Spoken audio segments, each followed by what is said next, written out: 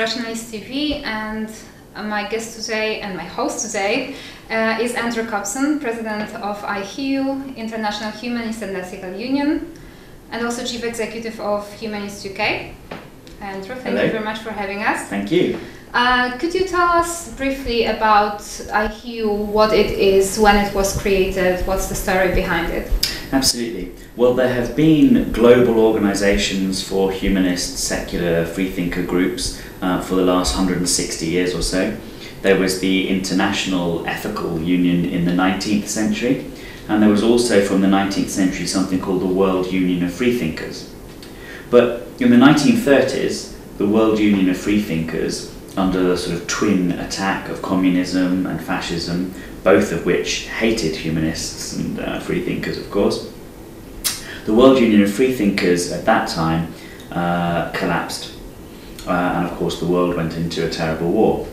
After that war, after the Second World War, in the late 40s and early 50s, humanist organisations decided they need to build a new global organisation for our movement.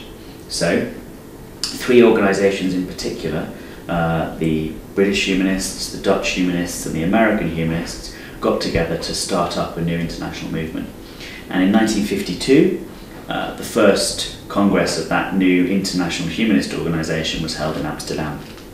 And that's when IHEU began. A very modern idea, a very modern movement, but building on a much older foundations.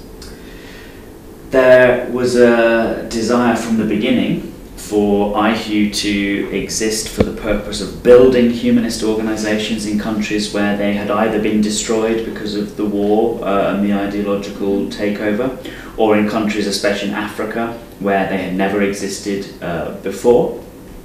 So that was a focus of IHEU, and that's still a focus today, building new humanist organisations, supporting recently formed humanist organisations, and supporting existing humanist organisations.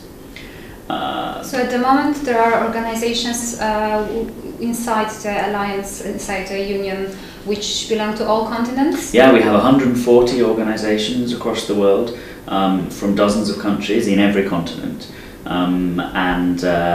That growth, of course, has increased in the last few years, which has been very welcome.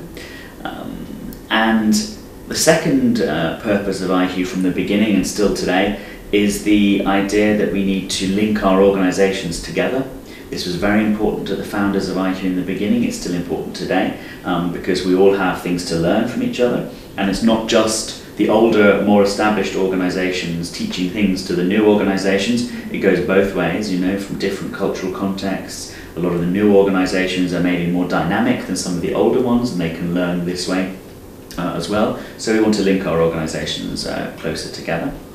And then the third purpose of IHEU from the beginning and still today was to have a humanist voice heard politically at the global level.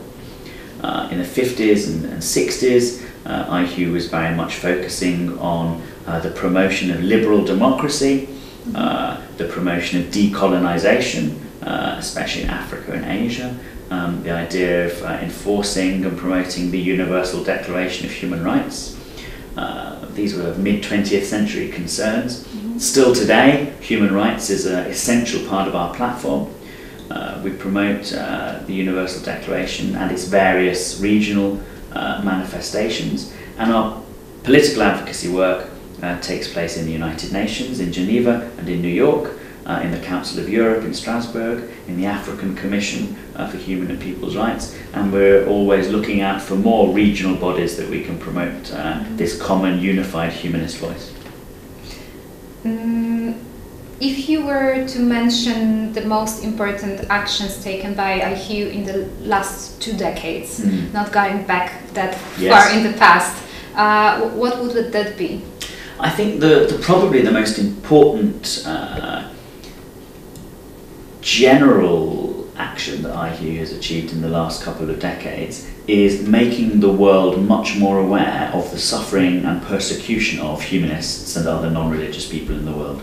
So everyone is very aware of religious minorities and how they suffer. The fact that Christians are persecuted here, Muslims are persecuted there, Jews are persecuted here, and so on and so forth. it's only really in the last couple of decades that some awareness, still not as much as there should be, but some awareness has begun to be built around the persecution of non-believers in religions, of humanists for their positive beliefs, of free thinkers for their challenges to religious, especially religious power. And a very concrete physical product that IHEU has produced for the last 10 years or so is what has become the Freedom of Thought Report, which analyses and reports on every single country in the world. It indexes them and rates them. It says how free and equal they are in relation to the non-religious in society and government, in family law, in every aspect of discrimination and equality. And that product has been an incredibly significant thing, not just in itself for people to read who are interested, and now it's fully online, but also for use. So it's been used in the United Nations. It's been welcomed by United Nations special rapporteurs. It's had persuasive influence in international policy. It's been used by national humanist organisations to lobby their own governments to take a stand on what's happening to humanists elsewhere in the world. So that's one very clear, very concrete, and very productive output of IHEU in the last 20 years. The second, I think, most concrete thing will be what we've achieved in the UN Human Rights Council in Geneva. And in particular, for many years there was a growing movement in the Human Rights Council, especially by Islamic states, but also by other countries that are unfree, like Russia and China, to try and silence criticism of religion. And they did so by sponsoring resolutions in the Human Rights Council which talked about, defamation of religion and blasphemy, and tried to make a human rights case for silencing this criticism, as if this criticism itself was some sort of abuse of the human rights of religious people. That's what many people believe. Many people think this, yeah, and it's completely wrong, and it's completely the opposite of what human rights are about. But these countries, Islamic states, Russia and China, were promoting this resolution in the Human Rights Council, and for a long time they were having success, and even Western states were going along with it because it didn't seem particularly troublesome. IHEU was the first, and for a while the only, and certainly the principal NGO that began to challenge this.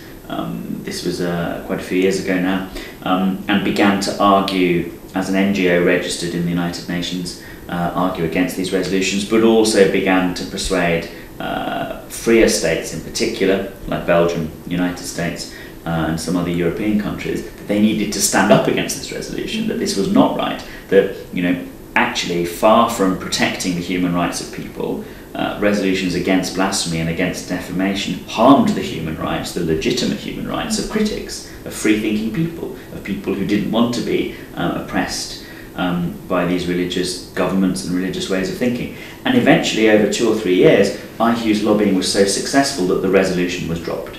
So that was a very concrete policy success, a very big change. Yes, that's indeed something worth remembering.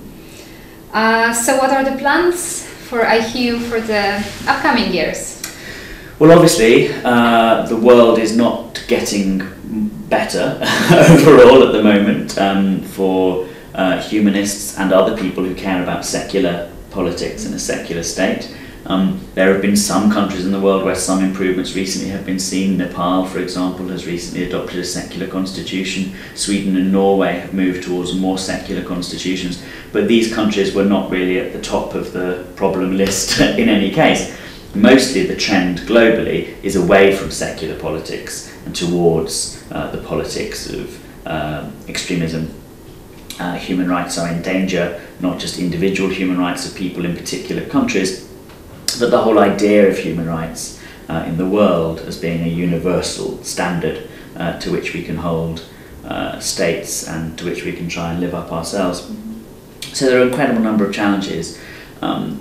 We're concentrating now on building alliances at the international level, so that when we're arguing the case in Geneva or New York or Strasbourg or in the African Commission or wherever, we can have maybe liberal religious groups that we can cooperate with, other NGOs that have the same sort of concerns as ours, like women's rights NGOs, gay rights NGOs, NGOs in favour of rule of law, democracy, human rights, so broadening our own network at the international level, building solidarity and relationships, because there's a big fight coming, it's already here, and we need allies in the pushback. The religious organisations against which we're often working are very good at working with each other. You know, it's not the case that Islamic extremists and Christian extremists are always against each other. In fact, quite often their agendas are very similar, and on the international level, you know, the Catholic Church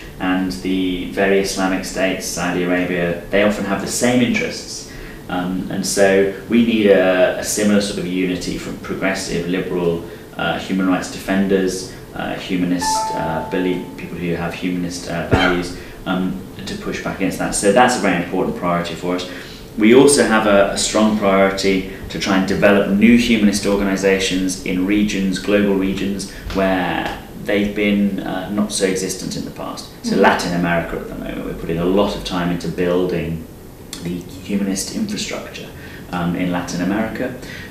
In the coming years we'll be focusing again on Africa, which was a priority region for us in the past, and increasingly also on India, because Hindu nationalism, Hindu extremism, Hindutva, and the desire for a Hindu Rashtra, you know, a non-secular state, a religious state in India, is on the rise, and across that whole region this Hindu nationalism is an unwelcome addition to all the other nationalisms and extremisms that we face. So refocusing some of our attention in that area as well.